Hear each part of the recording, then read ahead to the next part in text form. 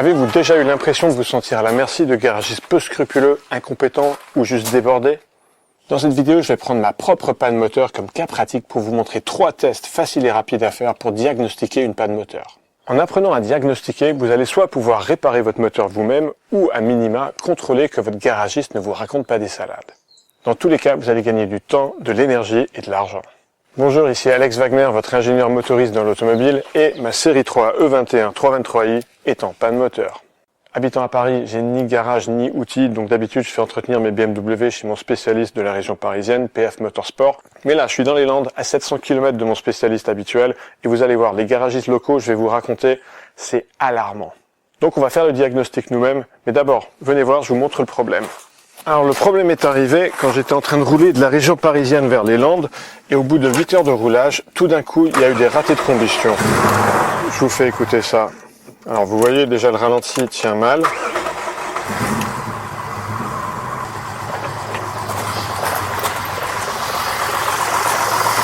ça ratatouille grave. Il n'est pas content le moteur. Il tourne pas sur 6 cylindres. À l'oreille, il tourne sur 5, peut-être même 4. Et il y a une odeur d'essence imbrûlée. Je vous ai dit, j'avais pas d'outils, donc je me suis procuré un canon infrarouge à température, un compressiomètre, une clé à bougie bien sûr, de la graisse cuivrée pour remettre les bougies et 6 bougies neuves.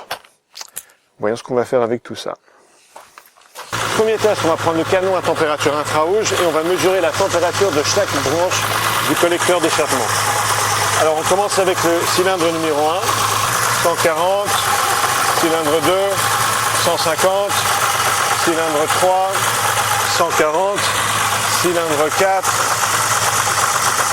60, cylindre 5, 50, 40 même, cylindre 6, 160. Alors le test du canon à température sur le collecteur d'échappement est concluant. Sur les 6 cylindres, on en a 2 qui sont dans le sac. Le cylindre 5 ne brûle pas du tout, je pense, et le cylindre 4 brûle très peu. Alors, au passage, un canon à température infrarouge comme ça coûte une vingtaine d'euros, donc c'est accessible. Maintenant, au niveau de l'allumage, on va voir si les bougies font bien leur étincelle. Donc j'ai une bougie en rab là, et on va voir si l'étincelle arrive.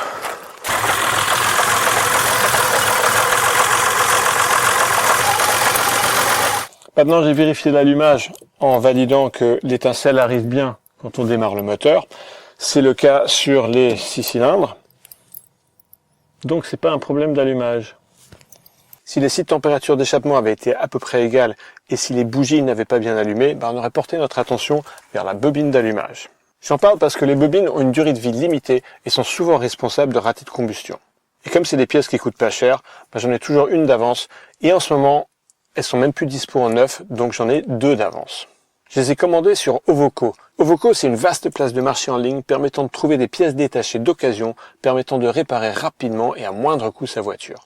Je vais sur ovoco.fr, je rentre la marque, le modèle, le nom de la pièce. Voilà, il me suggère bobine d'allumage haute tension. Et là, j'ai des dizaines de bobines qui ressortent. J'ai plusieurs photos de la pièce, le prix. Je peux voir les photos de la voiture de laquelle vient la bobine. Et je peux voir les autres pièces. Donc en fait, on peut remplir un panier, faire son shopping et prendre plusieurs pièces d'une même voiture. J'ai mis les 2 bobines dans mon panier, j'ai fait un paiement sécurisé et 48 heures plus tard, le colis est arrivé, bien emballé, nickel.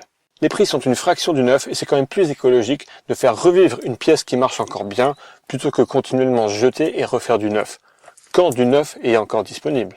Alors soit on passe ses journées à sillonner les casses, ou alors Ovoco donne un accès direct à plus de 5000 vendeurs dans toute l'Europe, unifiés par une interface claire, en français, avec un paiement sécurisé et une livraison rapide. Pour trouver facilement vos pièces détachées à bas prix chez Ovoco, cliquez sur le lien dans la description. Achetez sans risque avec une garantie de remboursement de 14 jours. Maintenant, retour à notre diagnostic. En prochaine étape, on va retirer les bougies pour voir quelle tête elles ont. On insère la clé à bougie. Alors souvent c'est un peu dur à tourner. Voilà. Alors j'ai retiré les 6 bougies et regardez ce que j'ai trouvé.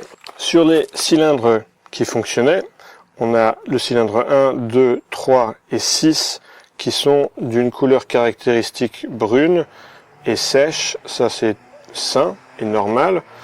Par contre le cylindre 5 il est complètement rincé d'hydrocarbures imbrûlés. Regardez les dépôts noirs. Et le cylindre 4, bah ma foi, il est un peu entre deux. Il y a des dépôts de carbone, mais c'est beaucoup moins encrassé que le cylindre 5. Donc ça confirme qu'on a le cylindre 5 qui est complètement dans le sac et le cylindre 4 qui marche mal. Alors prochaine étape, on va prendre les compressions. Voilà un compressiomètre. Ça s'achète pour 20-25 € sur Amazon, donc c'est tout à fait accessible. Alors ce qu'il faut faire, c'est une par une, on défait une bougie et à la place, on enfiche le compressiomètre et on fait démarrer le moteur. Il suffit de quelques rotations de moteur pour prendre une mesure de compression.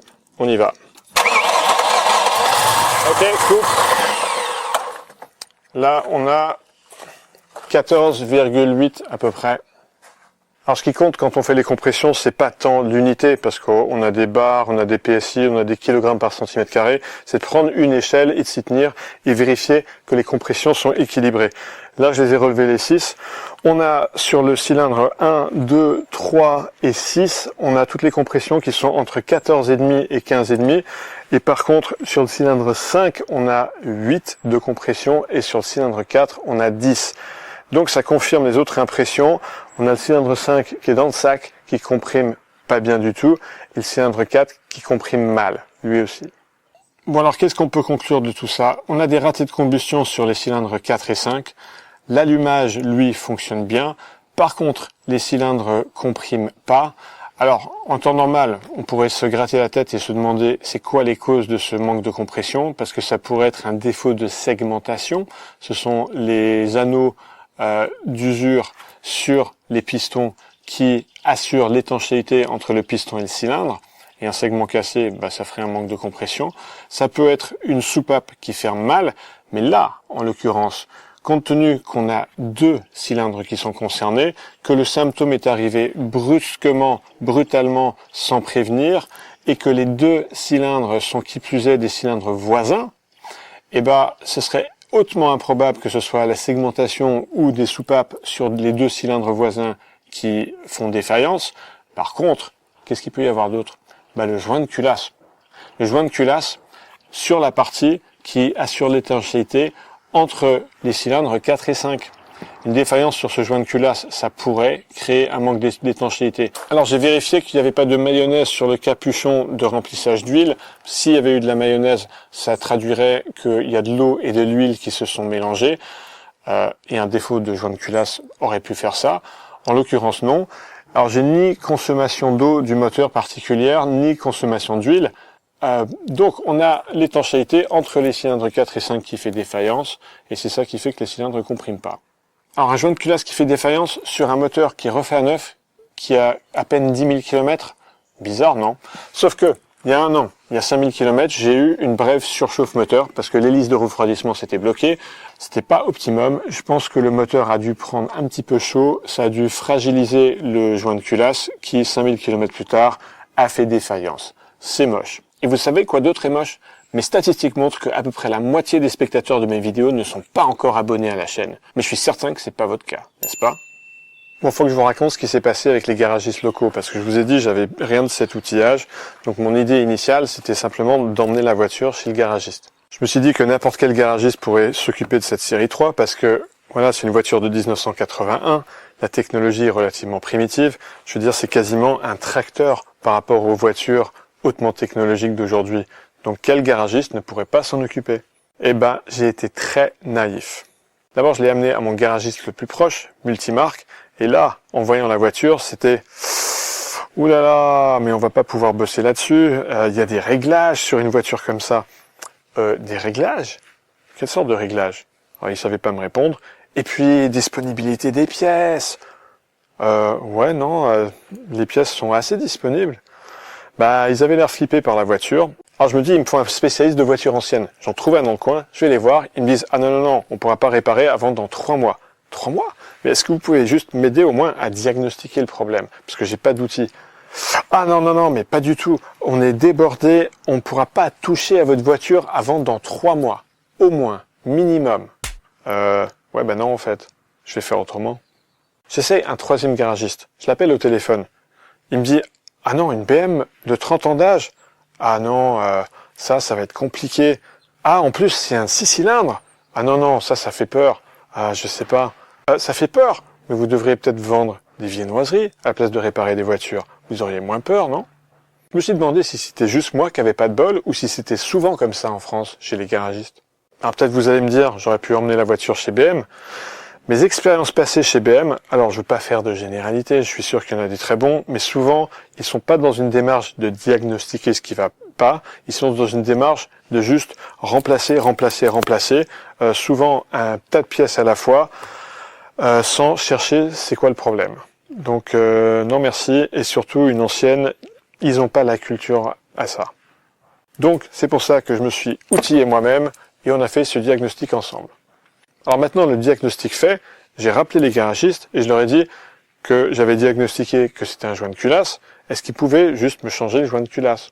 Et là, vous savez ce qu'on m'a dit? Le premier que j'ai appelé, il m'a dit c'est quoi comme distribution sur la voiture? C'est chaîne ou courroie? Alors je lui dis non mais peu importe, c'est un moteur qui a été refait à neuf, il a 10 000 km.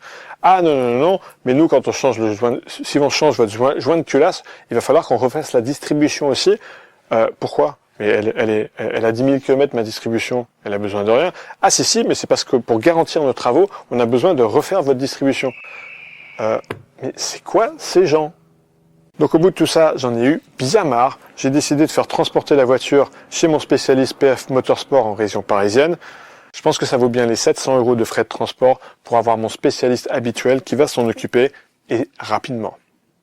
Alors par la magie du montage, vous me retrouvez quelques temps plus tard, en ayant récupéré ma E21 chez PF Motorsport.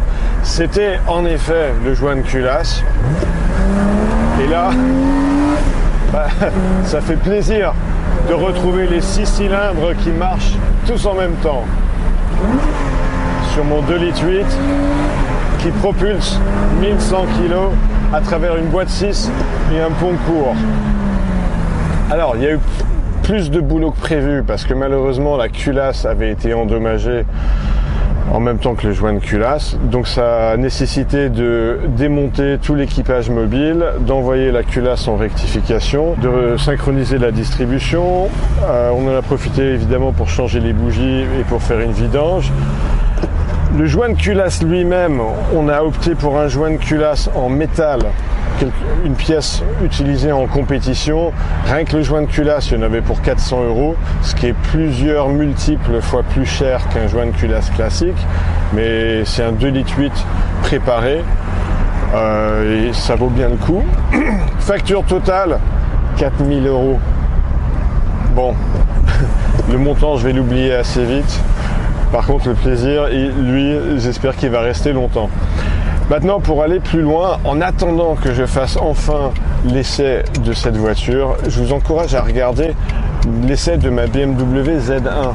Pourquoi? Parce qu'il utilise le même moteur préparé par Munich Icons, mais en version 3 litres 1 plutôt que 2,8 litres.